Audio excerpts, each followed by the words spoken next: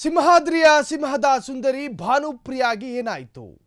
ಭಾನುಪ್ರಿಯಾ ಬಾಳಲ್ಲಿ ಇದೆಂತಹ ವಿಧಿಯಾಟ? ದೇವರ ಮಗ್ರ ಸಿಂಹಾದ್ರಿಯ ಸಿಂಹ ಕದಂಬದಲ್ಲಿ ನಟನೆ.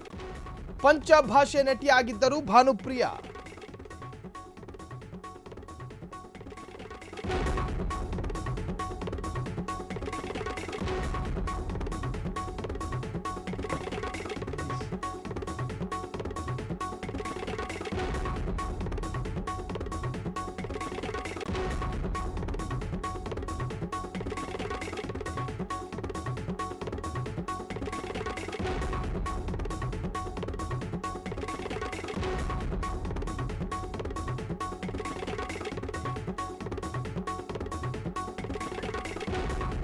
ನೂರೈವತ್ತಕ್ಕೂ ಹೆಚ್ಚು ಚಿತ್ರಗಳಲ್ಲಿ ನಟಿಸಿರುವಂತಹ ಈ ನಟಿ, ಅಭಿನಯದ ಜೊತೆ ನೃತ್ಯದಿಂದಲೂ ಮೋಡಿ ಮಾಡಿದಂತಹ ನಟಿ.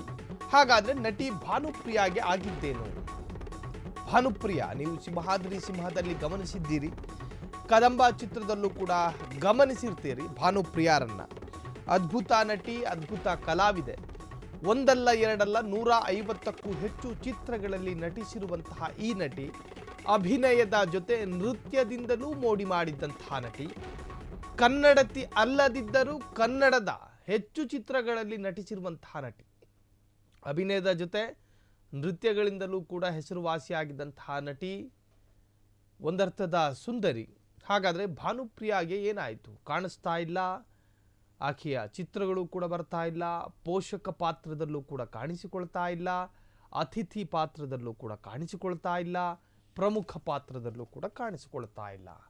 ವಯಸ್ಸಾಯಿತು, ವಯಸ್ಸಾದ ಮೇಲೂ ಕೂಡ ಕಲೆಯನ್ನು ಬಿಡೋದಿಲ್ಲ ಕಲಾವಿದರು. ಏನಾದರೂ ಒಂದು ಸಣ್ಣ ಪುಟ್ಟ ಪಾತ್ರಗಳಲ್ಲಾದರೂ ಕಾಣಿಸಿಕೊಳ್ತಾರೆ. ಹಾಗಾದರೆ ಭಾನುಪ್ರಿಯಾಗೆ ಏನಾಯಿತು?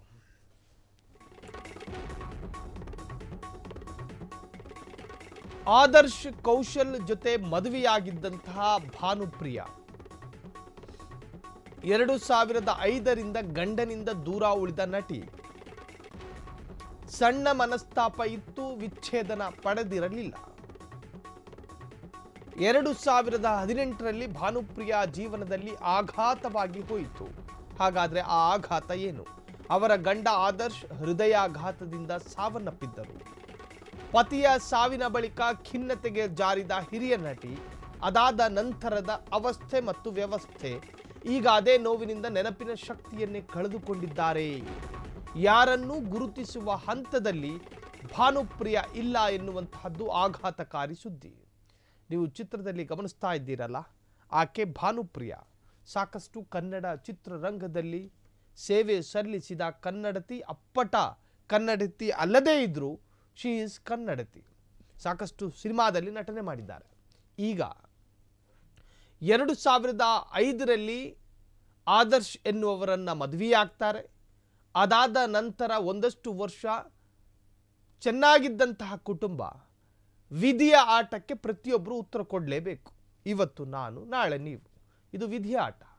ಸೊ ಗಂಡ ಹೃದಯಾಘಾತದಿಂದ ಪ್ರಾಣ ಕಳ್ಕೊತಾರೆ. ಗಂಡನನ್ನ ಅತಿಯಾಗಿ ಪ್ರೀತಿಸ್ತಾ ಇದ್ದಂತಹ ಭಾನುಪ್ರಿಯಾ, ಅದು ಕೇವಲ ಭಾನುಪ್ರಿಯರ ಕಥೆಯಲ್ಲ, ಗಂಡ ಹೆಂಡತಿ ಪರಸ್ಪರ ಅತಿಯಾಗಿ ಪ್ರೀತಿಸ್ತಾ ಇದ್ದರೆ ಇಬ್ಬರಿಗೂ ಕೂಡ ಒಂದು ಸೆಂಟಿಮೆಂಟಲ್ ಇರುತ್ತೆ. ಸೊ ಗಂಡ ಹೃದಯಾಘಾತದಿಂದ ಸಾವನ್ನಪ್ತಾರೆ. ಅದಾದ ನಂತರ ಖಿನ್ನತೆಗೊಳಗಾಗ್ತಾರೆ ಭಾನುಪ್ರಿಯಾ.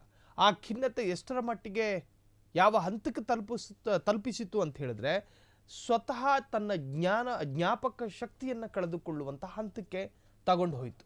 2018 ಭಾನುಪ್ರಿಯಾ ಜೀವನದಲ್ಲಿ ಆಘಾತ ನಡೆದು ಹೋಯಿತು. ಅವರ ಗಂಡ ಆದರ್ಶ ಹೃದಯಾಘಾತದಿಂದ ಸಾವನ್ನಪ್ಪಿದ್ರು. ಪತಿಯ ಸಾವಿನ ಬಳಿಕ ಖಿನ್ನತೆಗೆ ಜಾರಿದ ಹಿರಿಯ ನಟಿ ಈಗ ಅದೇ ನೋವಿನಿಂದ ನೆನಪಿನ ಶಕ್ತಿಯನ್ನೇ ಕಳೆದುಕೊಂಡಿದ್ದಾರಂತೆ. ಯಾರನ್ನೂ ಗುರುತಿಸುವ ಹಂತದಲ್ಲಿ ಭಾನುಪ್ರಿಯಾ ಯಾರನ್ನೂ ಗುರುತಿಸುವ ಹಂತದಲ್ಲಿ ಇಲ್ಲ.